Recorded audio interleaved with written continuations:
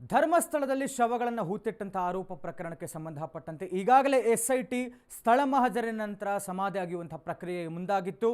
ನಿನ್ನೆ ಅಗೆದಂತಹ 6ನೇ ಪಾಯಿಂಟ್ನಲ್ಲಿ ಒಂದು ತಲೆಬುರುಡೆ ಮತ್ತು ಒಂದಷ್ಟು ಮೂಳೆಗಳ ಪತ್ತೆಯಾಗಿತ್ತು. ಇದೀಗ FSL ತನಿಖೆಯಲ್ಲಿ ಬಯಲಾಗುತ್ತಾ ಸಾವಿನ ರಹಸ್ಯ ಅನ್ನುವಂಥ ಒಂದು ಕುತೂಹಲ.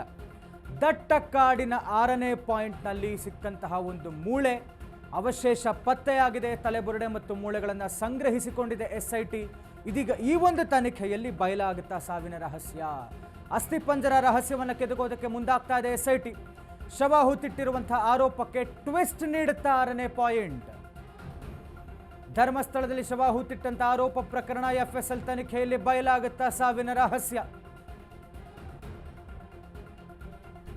ದಟ್ಟ ಕಾಡಿನ 6ನೇ ಪಾಯಿಂಟ್ನಲ್ಲಿ ಅವಶೇಷ ಪತ್ತೆಯಾಗಿದೆ. ತಲೆಬುರುಡೆ ಮತ್ತು ಮೂಳೆಗಳನ್ನು ಸಂಗ್ರಹಿಸಿಕೊಂಡಿದೆ ಎಸ್ಐಟಿ. ಶವ ಹೂತಿಟ್ಟಿರುವಂತಹ ಆರೋಪಕ್ಕೆ ಟ್ವಿಸ್ಟ್ ಕೊಡುತ್ತಾ 6ನೇ ಪಾಯಿಂಟ್. ಅಸ್ಥಿಪಂಜರದ ರಹಸ್ಯವನ್ನು ಕೆದಕೋದಕ್ಕೆ ಮುಂದಾಗ್ತಾ ಇದ್ದಾರೆ ಎಸ್ಐಟಿ. ಸಾಕ್ಷಿದಾರ ತೋರಿಸಿದ್ದಂತಹ 13 ಪಾಯಿಂಟ್ಗಳಲ್ಲಿ 6 ಪಾಯಿಂಟ್ಗಳನ್ನು ಅಗೆಯಲಾಯಿತು, 5 ಪಾಯಿಂಟ್ಗಳು ಫೇಲ್ ಆಯಿತು ಮತ್ತು ನಿನ್ನೆ ಆಗದಂತಹ 6ನೇ ಪಾಯಿಂಟ್ನಲ್ಲಿ ಒಂದು ಬಹುದೊಡ್ಡ ಸಾಕ್ಷ್ಯ ಸಿಕ್ತು. ಅರಣ್ಯ ಭೂಮಿಯಲ್ಲಿ ಮೃತದೇಹವನ್ನು ಹೂತಿದ್ದು ಯಾಕೆ ಎನ್ನುವಂತಹ ಪ್ರಶ್ನೆ. ಧರ್ಮಸ್ಥಳದಲ್ಲಿ ಸಿಕ್ಕ ಮೂಳೆಗಳು ಯಾರದ್ದು? ಟ್ವಿಸ್ಟ್ ಸಿಗ್ತಾ ಇದೆ. ಈ ಒಂದು ಅಸ್ಥಿಪಂಜರ ಸಿಕ್ಕಂಥದ್ದು 6ನೇ ಪಾಯಿಂಟ್ನಲ್ಲಿ. ಮೂಳೆ ಸಿಕ್ಕ ಸ್ಥಳದಲ್ಲೇ ಅನಾಮಿಕನನ್ನ ಪ್ರಾಥಮಿಕ ವಿಚಾರಣೆಗೆ ಒಳಪಡಿಸಲಾಗಿದೆ. ಎಷ್ಟು ವರ್ಷಗಳ ಹಿಂದೆ ಇದನ್ನು ಹೂತಿದ್ದು ಮತ್ತು ಯಾರ ಮೃತದೇಹ? ಅರಣ್ಯ ಭೂಮಿಯಲ್ಲಿ ಯಾಕೆ ಮೃತದೇಹವನ್ನು ಹೂತು ಹಾಕಿದ್ದು ಅನ್ನುವಂಥ ಪ್ರಶ್ನೆ ಬರ್ತಾ ಇದೆ. ಸಿಕ್ಕಂತಹ ಮೂಳೆ ಯಾರದ್ದು ಅನ್ನುವಂಥದ್ದು ಗೊತ್ತಾಗಬೇಕಾಗಿದೆ. ಮೂಳೆ ಸಿಕ್ಕಂತಹ ಸ್ಥಳದಲ್ಲೇ ಅನಾಮಿಕನನ್ನ ಪ್ರಾಥಮಿಕ ವಿಚಾರಣೆಗೆ ಒಳಪಡಿಸಲಾಗಿದೆ. ಎಷ್ಟು ವರ್ಷಗಳ ಹಿಂದೆ ಇಲ್ಲಿ ಹೂತಿಟ್ಟಿದ್ದಂಥದ್ದು ಮತ್ತು ಯಾರ ಮೃತದೇಹ ಅನ್ನುವಂತಹ ಪ್ರಶ್ನೆ. ನಾವದೇ ಹೇಳ್ತಾ ಇದ್ವಿ, FSL ವರದಿಯಲ್ಲಿ ಸಂಪೂರ್ಣವಾದಂತಹ ಒಂದು ವರದಿ ಬರುತ್ತೆ. ಅಂದರೆ ದೇಹ ಯಾರದ್ದು, ಎಷ್ಟು ವರ್ಷ ಹಳೆಯದ್ದು, ಪುರುಷರದ್ದ, ಮಹಿಳೆಯದ್ದ, ಜೊತೆಗೆ ಅದರ ಮೇಲೆ ಏನಾದರೂ ಮಾರ್ಕಿಂಗ್ಸ್ ಆಗಿದೆಯಾ, ಹೀಗೆ ಬೇಕಾದಷ್ಟು. ಜೊತೆಗೆ ಅವರು ಪೊಲೀಸರಿಂದ ತಗೊಂಡಿರುವಂಥ ಮಾಹಿತಿ ಪ್ರಕಾರ ಮಿಸ್ಸಿಂಗ್ ಕೇಸಸ್ ಜೊತೆ ತಾಳೆ ಹಾಕ್ತಾರೆ. ಅನಾಮಿಕ ಕೊಡುವಂಥ ಒಂದು ಮಾಹಿತಿಯನ್ನು ಕೂಡ ತೆಗೆದುಕೊಂಡು ತಾಳೆ ಹಾಕ್ತಾರೆ. ಜೊತೆಗೆ 1 ಕ್ರಾಸ್ ವೆರಿಫಿಕೇಶನ್ ಈತನ ಜೊತೆಗೆ ಆಗುತ್ತೆ. ನೀನು ಇಲ್ಲಿ ಯಾಕೆ ಹೂತಿಟ್ಟಿದ್ದು ಮತ್ತು ಅದು ಯಾರ ಮೃತದೇಹ, ಸಿಕ್ಕಾಗ ಯಾವ ಸ್ಥಿತಿಯಲ್ಲಿತ್ತು, ಹೀಗೆ ಒಂದಷ್ಟು ಕ್ರಾಸ್ ವೆರಿಫಿಕೇಶನ್ಸ್ ಪ್ರಶ್ನೆಗಳನ್ನು ಅನಾಮಿಕನನ್ನು ಕೂಡ ಕೇಳ್ತಾರೆ. ಮತ್ತು ಅದನ್ನು ಮೂಳೆ ಸಿಕ್ಕಂತಹ ಜಾಗದಲ್ಲಿಯೇ ಆತನ ಒಂದು ಪ್ರಾಥಮಿಕ ವಿಚಾರಣೆಯನ್ನು ಮಾಡಿದ್ದಾರೆ ಎಸ್ಐಟಿ ಅಧಿಕಾರಿಗಳು. ಹೀಗಾಗಿ ಒಂದು ಮೇಜರ್ ಟ್ವಿಸ್ಟ್ ಸಿಗ್ತಾ ಇರುವಂಥದ್ದು ಈ ಒಂದು 6ನೇ ಪಾಯಿಂಟ್ನಲ್ಲಿ ಸಿಕ್ಕಂತಹ ಮೂಳೆಗಳು. ಅದು ಯಾರದ್ದು? ಸಿಕ್ಕಂತಹ ಸ್ಥಳದಲ್ಲೇ ಆತನ ಪ್ರಾಥಮಿಕ ವಿಚಾರಣೆ ಆಗಿದೆ. ಎಷ್ಟು ವರ್ಷಗಳ ಹಿಂದೆ ಹೂತಿಟ್ಟಿದ್ದು ಮತ್ತು ಯಾರ ಮೃತದೇಹ ಅನ್ನುವಂಥ ಪ್ರಶ್ನೆ. ಹೀಗೆ ಬೇಕಾದಷ್ಟು ಆಯಾಮದಲ್ಲಿ ತನಿಖೆಯನ್ನು ಮಾಡ್ತಾ ಹೋಗುತ್ತೆ ಎಸ್ಐಟಿ. ಇಲ್ಲಿ ಸಿಕ್ಕಂಥದ್ದು ಯಾರ ದೇಹ ಅನ್ನುವಂಥದ್ದು ಕೂಡ ಒಂದು ಪ್ರಶ್ನೆ ಬರುತ್ತೆ. ಹೀಗಾಗಿ ಹಳೆಯ ಪ್ರಕರಣವನ್ನು ಕೆದಕಿದೆ ಎಸ್ಐಟಿ. ಅನಾಮಿಕನ ಮಾಹಿತಿ ಆಧಾರದಲ್ಲಿ ಎಸ್ಐಟಿ ತನಿಖೆ ಮಾಡೋದಕ್ಕೆ ಮುಂದಾಗ್ತಾ ಇದೆ. ಬೆಳ್ತಂಗಡಿ ಪೊಲೀಸ್ ಠಾಣೆ ಪ್ರಕರಣದ ಬಗ್ಗೆಯೂ ಕೂಡ ಮಾಹಿತಿಯನ್ನು ಪಡ್ಕೊಂಡಿದ್ದಾರೆ ಅಲ್ಲಿಂದ. ಜೊತೆಗೆ ಧರ್ಮಸ್ಥಳ ಗ್ರಾಮದಲ್ಲಿ ನಡೆದಂತಹ ಅನುಮಾನಾಸ್ಪದ ಸಾವು, UDR ಪ್ರಕರಣಗಳ ಮಾಹಿತಿ ಪಡ್ಕೊಳ್ತಾ ಇದೆ ಎಸ್ಐಟಿ. ಅನಾಮಿಕನಿನ ಮಾಹಿತಿ ಪಡ್ಕೊಂಡಿದ್ದಾರಲ್ಲ, ಅದರ ಆಧಾರದಲ್ಲಿ ಎಸ್ಐಟಿ ತನಿಖೆಯನ್ನು ಮಾಡ್ತಾ ಇದೆ. ಜೊತೆಗೆ ಬೆಳ್ತಂಗಡಿ ಪೊಲೀಸ್ ಠಾಣೆಯಿಂದ ಕೂಡ ಪ್ರಕರಣದ ಬಗ್ಗೆ ಮಾಹಿತಿಯನ್ನು ಪಡ್ಕೊಂಡಿದೆ. ಎಷ್ಟೆಷ್ಟು ಮಿಸ್ಸಿಂಗ್ ಕೇಸಸ್ ಫೈಲ್ ಆಗಿತ್ತು ಕಳೆದಂತಹ 20 ವರ್ಷದಲ್ಲಿ, ಅದರ ಸಂಪೂರ್ಣವಾದಂತಹ ಡೀಟೇಲ್ಸ್ ತರಿಸ್ಕೊಂಡಿದ್ದಾರೆ ಎಸ್ಐಟಿ ಅಧಿಕಾರಿಗಳು. ಧರ್ಮಸ್ಥಳ ಮತ್ತು ಬೆಳ್ತಂಗಡಿ ಪೊಲೀಸ್ ಠಾಣೆಯಿಂದ ಮಾಹಿತಿ ತರಿಸ್ಕೊಂಡಿರುವಂಥದ್ದು. ಜೊತೆಗೆ ಈತನ ಕ್ರಾಸ್ ವೆರಿಫಿಕೇಷನ್ ಮೇಲೆ, ಈತ ಕೊಡುವಂಥ ಮಾಹಿತಿ ಮೇಲೆ ಎಸ್ಐಟಿ ತನ್ನ ತನಿಖೆಯನ್ನು ಚುರುಕುಗೊಳಿಸ್ತಾ ಹೋಗುತ್ತೆ. ಜೊತೆಗೆ FSL ವರದಿ, ಆ ಒಂದು ವೈದ್ಯಕೀಯ ಪರೀಕ್ಷೆಯಲ್ಲೂ ಗೊತ್ತಾಗ್ತಾ ಹೋಗುತ್ತೆ. ಹೀಗಾಗಿ ಅವರ ಫ್ಯಾಮಿಲಿ ಮೆಂಬರ್ಸ್ ಕನೆಕ್ಷನ್ ಇದ್ದೇ ಇರುತ್ತೆ ಪೊಲೀಸ್ ಠಾಣೆಯಲ್ಲಿ ದಾಖಲಾದಂತಹ ಪ್ರಕರಣಗಳಲ್ಲಿ. ಜೊತೆಗೆ ಎಲ್ಲ ಕೂಡ ಹೊಂದಾಣಿಕೆ ಆಗಬೇಕು. ಈತ ಕೊಡ್ತಾ ಇರುವಂತಹ ಸಾಕ್ಷಿ ಮಾಹಿತಿ, ಜೊತೆಗೆ ಮಿಸ್ಸಿಂಗ್ ಕೇಸಸ್ ಫೈಲ್ ಆಗಿರುವಂಥದ್ದು, ಜೊತೆಗೆ FSL ವರದಿ ಎಲ್ಲವೂ ಕೂಡ ತನಿಖೆ ಆಗಬೇಕಾಗುತ್ತೆ. ಇವತ್ತು 7ನೇ ಪಾಯಿಂಟ್ನಲ್ಲಿ ಶೋಧ ಕಾರ್ಯ ಮುಂದುವರಿಕೆ ಆಗ್ತಾ ಇದೆ. ನಿನ್ನೆ 6ನೇ ಪಾಯಿಂಟ್ನಲ್ಲಿ 12 ಮೂಳೆಗಳು ಮತ್ತು ತಲೆಬುರುಡೆ ಪತ್ತೆ ಆಗಿತ್ತು. ಕೈಕಾಲಿನ 2 ಮೂಳೆ ಸೇರಿದಂತೆ ಇತರ ಸಣ್ಣ ಮೂಳೆಗಳು ಪತ್ತೆ ಆಗಿತ್ತು. ಸುಮಾರು 12 ಮೂಳೆಗಳನ್ನು ಸಂಗ್ರಹಿಸಿಕೊಂಡಿರುವಂತಹ ಎಸ್ಐಟಿ ಅಧಿಕಾರಿಗಳು. ಮೂಳೆಗಳ ಬಗ್ಗೆ ಪ್ರಾಥಮಿಕ ಮಾಹಿತಿ ಸಂಗ್ರಹಿಸಿಕೊಳ್ತಾ ಇದ್ದಾರೆ ಎಸ್ಐಟಿ ಅಧಿಕಾರಿಗಳು. 6ನೇ ಪಾಯಿಂಟ್ನಲ್ಲಿ ಪತ್ತೆಯಾಗಿರುವಂತಹ ಮೂಳೆಗಳು ಯಾರದ್ದು ಅನ್ನುವಂಥ ಒಂದು ಕುತೂಹಲ.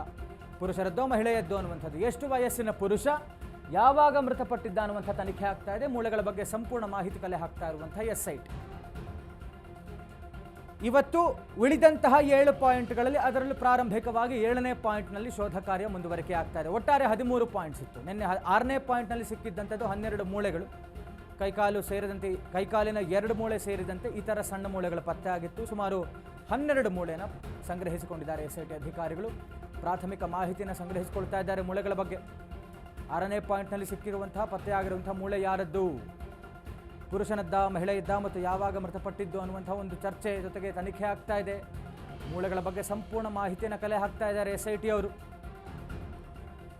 ಶೋಧ ಕಾರ್ಯ ಇವತ್ತು ಕೂಡ ಮುಂದುವರಿತಾ ಇದೆ. ಡೀಟೇಲ್ಸ್ ಕೊಡ್ತಾ ಹೋಗ್ತಾರೆ ನಮ್ಮ ಪ್ರತಿನಿಧಿ ಬಸವರಾಜು. ನಿನ್ನೆ 6ನೇ ಪಾಯಿಂಟ್ನಲ್ಲಿ ಸಿಕ್ಕಂತಹ ಒಂದು ಮೂಳೆಗಳು ಒಂದು ಟ್ವಿಸ್ಟ್ ಕೊಡ್ತಾ ಹೋಗ್ತಿದೆ ಈ ಒಂದು ಪ್ರಕರಣಕ್ಕೆ. ಜೊತೆಗೆ 7ನೇ ಪಾಯಿಂಟ್ನಲ್ಲಿ ಇವತ್ತು ಶೋಧ ಕಾರ್ಯ ಮುಂದುವರಿತಾ ಇದೆ. ಜೊತೆಗೆ ಈ ಕಡೆ ಬರ್ತಾ ಇರುವಂಥದ್ದು FSL ತನಿಖೆ. 12 ಮೂಳೆಗಳನ್ನು ಈಗಾಗಲೇ ರವಾನಿಸಲಾಗಿದೆ. ಅದು ಪುರುಷನದ್ದೋ ಮಹಿಳೆಯದ್ದೋ ಅನ್ನುವಂಥ ಒಂದು ಪ್ರಶ್ನೆ ಬರ್ತಾ ಇದೆ. ಜೊತೆಗೆ ಎಷ್ಟು ವರ್ಷ ಹಳೆಯದು, ಹೀಗೆ ಬೇರೆ ಬೇರೆ ಆಯಾಮಗಳಲ್ಲಿ ತನಿಖೆ ಆಗ್ತಾ ಇರುವಂಥದ್ದು. ಜೊತೆಗೆ one sort of cross verification ಸಾಕ್ಷಿದಾರನ ಜೊತೆಗೂ ಕೂಡ ಮಾಡ್ತಾ ಇದ್ದಾರೆ. ಏನಾಗ್ತಾ ಇದೆ ಅನ್ನುವಂಥ ಡೀಟೇಲ್ಸ್ ಕೊಡೋದಾದ್ರೆ ಸಂತೋಷ್, ನಿನ್ನೆ ಸಿಕ್ಕಿರುವಂತಹ ಮೂಳೆಗಳಿಂದ ಪ್ರಕರಣಕ್ಕೆ ಸಾಕಷ್ಟು ತಿರುವು ಸಿಕ್ಕಿರುವಂತದ್ದು. ಯಾಕಂದ್ರೆ ಅನಾಮಿಕ ವ್ಯಕ್ತಿ ತೋರಿಸಿರುವಂತಹ ಜಾಗದಲ್ಲೇ ಮೂಳೆಗಳು ಸಿಕ್ಕಿರೋದ್ರಿಂದಾಗಿ ಸಾಕಷ್ಟು ಕುತೂಹಲ ಇರುವಂತದ್ದು. ಆ ವ್ಯಕ್ತಿ ನಿಜಗಳ ಪಾಯಿಂಟ್ಗಳನ್ನು ತೋರಿಸ್ತಾ ಇದ್ದಾನ ಅನ್ನುವುದ ನಿಟ್ಟಿನಲ್ಲಿ ಇದಕ್ಕೆ ಎಲ್ಲರ ಜನರ ಕೂಡ ಭಾವನೆ ಆಗಿದೆ. ಪ್ರಮುಖವಾಗಿ ಇದೀಗ ಇವತ್ತು ಬೆಳಗ್ಗೆ ಒಂದು 10:11 ಸುಮಾರಿಗೆ 7ನೇ ಪಾಯಿಂಟ್ ಏನಿದೆ, 7ನೇ ಪಾಯಿಂಟ್ಗೆ ಹೋಗಿ ಅಗಿಯುವಂತ ಕೆಲಸವನ್ನ ಮಾಡ್ತಾರೆ. ನಿನ್ನೆ ದಿವಸ 6ನೇ ಪಾಯಿಂಟ್ ಇತ್ತು. 6ನೇ ಪಾಯಿಂಟ್ ಅಲ್ಲಿ ಆಗಿರುವಂತಹ ಸಂದರ್ಭದಲ್ಲಿ ಸುಮಾರು 2.5 ಫೂಟಿಂದ 2.5 ಅಡಿಯಿಂದ 3 ಅಡಿಗೆ ಹೋದಂತ ಸಂದರ್ಭದಲ್ಲಿ ಮೂಳೆಗಳು ಸಿಕ್ಕಿದ್ದು. ಸಿಕ್ಕ ನಂತರವಾಗಿ ಅದನ್ನು ಇನ್ನಷ್ಟು ಆಳವಾಗಿ ಆಗಿದ್ದು ಅಲ್ಲಿ ಏನೇನು ಸಾಕ್ಷಿಗಳು ಸಿಗುತ್ತೆ ಎಲ್ಲವನ್ನ ಕೂಡ ಆ ಸ್ಥಳೀಯ ಅಧಿಕಾರಿಗಳ ನೇತೃತ್ವದಲ್ಲಿ ಮಾಧ್ಯಮ ಮಾಡುವಂತ ಕೆಲಸವನ್ನ ಕೂಡ ಮಾಡಿದ್ರು.